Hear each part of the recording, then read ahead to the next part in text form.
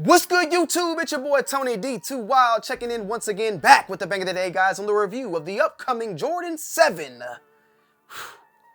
trophy room. Today,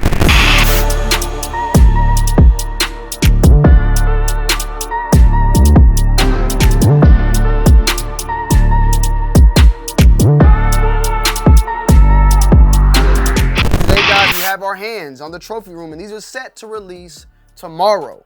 They did release, however, in Orlando this past week. I want to say this past weekend, and I want to give a huge shout out to my brother, Just for Kicks, for helping me secure this particular pair. So this pair came directly from Trophy Room. I received it today. It actually came in the Trophy Room bag right here.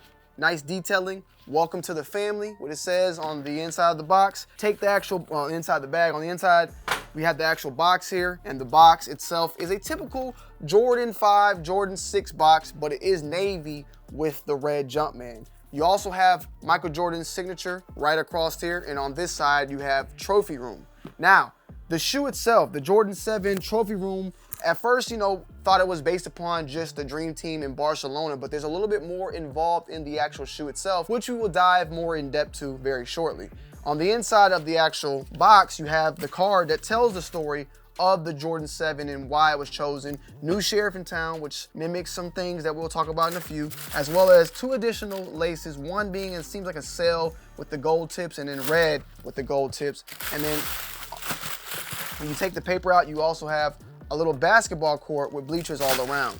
Now, you shout out, man, Trophy Room, they really did their thug thizzle on this, and overall, we're gonna get into the shoe and talk all about it very shortly. But I do wanna read this little story that was on the inside of the card that tells pretty much where the idea of this particular shoe, new sheriff in town, and everything about it. In 1992, 12 basketball icons were selected to compete for a gold medal in the Summer Games. That summer, the team was celebrated as the greatest sports team ever assembled. Their impact on the game remains a pivotal milestone that influenced the global growth of basketball. The team played 8 tournaments, but it was the spirited practices that the players remembered the most. One practice in particular, MJ says, was the greatest game he ever played in. From MJ's perspective, you had the best competitors competing in a closed gym, striving towards a common goal. 10 of the best players in the world, but the stage was set for MJ versus Magic. And I feel like, I could be wrong, forgive me, but wasn't that like highlighted in The Last Dance? I feel like it was in some documentary where I saw that particular game. Like, it's even on YouTube now, that game itself, where you could see parts of that game being played.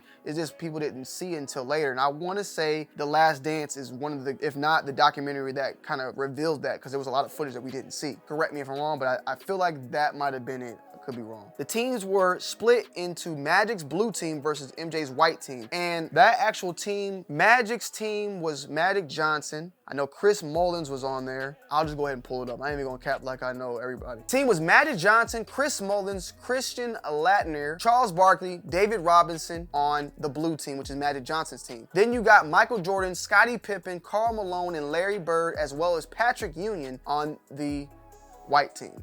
And the teams were split in the Magic's blue team versus Michael Jordan's white team. Magic's team jumped out a 7-up lead. Then there was a questionable goaltending call against MJ's team, which initiated the inevitable trash talking. "That's good," Magic said. "He didn't call it," said MJ. "It's good," Magic repeated. "He didn't call it," MJ proclaimed. The points were awarded to the blue team. Moments later, MJ banks in a 3-point shot off the glass. Magic called for the ball, dribbled up the court, and launched his own 3-point shot and yelled, "Right back at you," as it went through the hoop. Over the next few possessions, the taunting became more personal. "All day long, the Jordanaires are down," Magic hollered. "Hold the clock," MJ said, clearly irritated and ensured enough time to remain to strike back. From that point on, Magic went to work, driving to score himself, setting up his teammates with assists, jawing back and forth with Magic. MJ went on a lead all scores with 17 points, willing his team to a comeback victory of 40-36. The chatter didn't end when the clock struck 0. "Way to work, White," MJ stated with a grin. Magic, visibly frustrated, responded, "It was all about Michael Jordan, that's all it was." MJ paused from singing in celebration to reply, "Hey, it's the 90s. As the tension settled down and the team reflected on practice, MJ walked in the room, turned to Magic and said, "There's a new sheriff in town." The room erupted in laughter. Basketball historians refer to the scrimmage in Monte Carlo as the greatest game nobody ever saw. The game represents the changing of the guard, happening at a time within the league. Magic symbolized the old school. Meanwhile, MJ embodied the new generation. Welcome to the family. trophy room. Then on this side, you got like a little clipboard that you lift up and you see the teams, blue and white, symbolizing the teams of MJ and Magic Johnson. Crazy story. Like I said, when I first saw this shoe, which it still is, I just thought mainly, you know, Dream Team, Olympics, summertime, you know, Barcelona, 1992, and that was it. But then the storytelling behind it, and then remembering that story, like I said, I remember if it was from The Last Dance, I can't remember exactly, but I remember seeing footage from that game, and I want to say it was from that. But the shoe itself, man, amazing. Once I saw these, I knew I had to pull some strings and get some stuff done because I already took L's on the 1s, the 5s that released previously. I got a pair of the 16s back in the day, not the number pair, but a regular pair, so I just needed to get my hands on these 7s. I like them a lot. I love how they have a little bit of mixture of the Jordan 7 Olympics alongside with some of that Jordan 7 Cardinal type of look going on. You have a very nice soft suede going through the reds and a little bit more of a rougher suede going on with this. I would call it almost like a cream. It's like a dark sailish gray or like maybe a tan. You have that MJ Hancock once again on the back of the heel. Check it out right there. And then on the back of the shoe, you have the trophy room and the number 9 for Jordan, the number he wore during the Olympic Games. And this is actual from, at least from the bill, like some sort of real metallic, because when I felt it initially, even now when I'm feeling it, it's cold. It's conducting temperature, not heat. I wouldn't say heat. It's conducting the coldness. Same thing is featured, however, on the Jumpman logo here. This is not plastic. This is actual some sort of, you know, metal, whether it's aluminum, metal, whatever it is, brass, whatever you want to call it. That's for you to decide. There is that same gold on the tips as well as on the eyelets, featuring that gold for the gold, of course, that we brought back home. And the ribbon on the metal gold necklace, you can check it out, is on the back here. That's symbolizing the chain, you know, the necklace metal and the colors and whatnot. You have that same thing featured on the insole. On the insole, it says, the greatest game ever played, Monte Carlo, on the inside, which Monte Carlo, correct me if I'm wrong, is, I believe, like a city or area in Monaco. The games were in Barcelona. I guess they were playing or practicing in Monaco. And then on the inside, you have Welcome to the Family, 1992. So 2 different logos on the shoe, and the insoles are in like a leather type of finish. I would say it's a leather type of finish. It's not like soft or nothing, it's more like leathery. But it's embroidered patches on both ends for the Jordan and for the trophy room logos, and flawless victory in my humble opinion. On the outsole, you have it right here. Very close. Like I said, this is, I would say, more so decked out to be that of the Jordan 7, but with a little bit of a twist on it. Also, you have the new sheriff in town feature on the back of the tongue, that statement that was said. And I read that it was also murmured to, like, that Jordan said it to Larry Bird, but now from that, it was saying that he just said it in the locker room. The date is June 22nd, 1992, and that is highlighted on, it seems as if only on the right shoe. Now, I'm pretty sure, and I can check and see, was that the day, was that the exact date of that game, or was that the date of the, let me go ahead and check. I want to see what date is, what was June 22nd? Was it the game, the Dream Team winning the gold, or was it the day they played this actual game?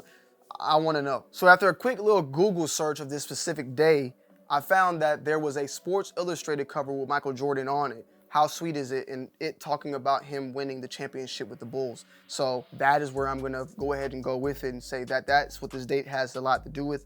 Maybe the championship that was won that year, because I think the Olympic Games were afterwards, like after the actual season, because I was looking also and found like the men's tournament was later in like June 10th or something like that. But overall, man, I love 7s. We've been getting a lot of 7s this year in general. Trophy Room, when it comes to their storytelling and what they do with their sneakers and the substance behind it, they always go all out.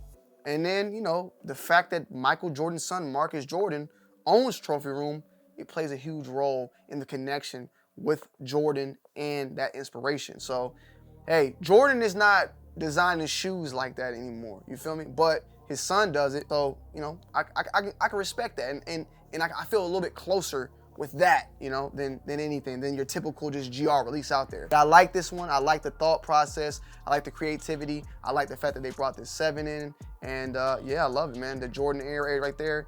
I love the laces. I love the extra set of laces. This is definitely a keep in my collection. And salutes to Just for Kicks. Salutes to Trophy Room, and continue doing y'all thug thizzle, man. Let me know you guys' thoughts and opinions on these. Let me know if you end up hitting on these in the comment section. And that's, you know, it is what it is. A remarkable story, a remarkable shoe, a great quality shoe. And yeah, as far as price goes, these are gonna be retailing for $225. The sizing, I got a size 8.5. It does fit snug, but that's pretty much always gonna happen when it comes to 7s and that booty is what they call it, the booty tongue. It's a more snugger fit, and it is what it is. I do like rocking them like this more than this though, in my humble opinion. I'm just gonna keep it 100, but I ain't got nothing really negative to say about the shoe's design. I think it's a flawless victory, and once I saw it, I already knew like I wasn't gonna allow another L to happen, so to each his own on that. So yeah. Let me know you guys' thoughts and opinions down below in the comment section. Let me know. I love y'all. I appreciate y'all, and I'm gonna end you guys off with that on-foot review. It's your boy Tonyd2wild. I'm checking in. I'm checking out. Peace.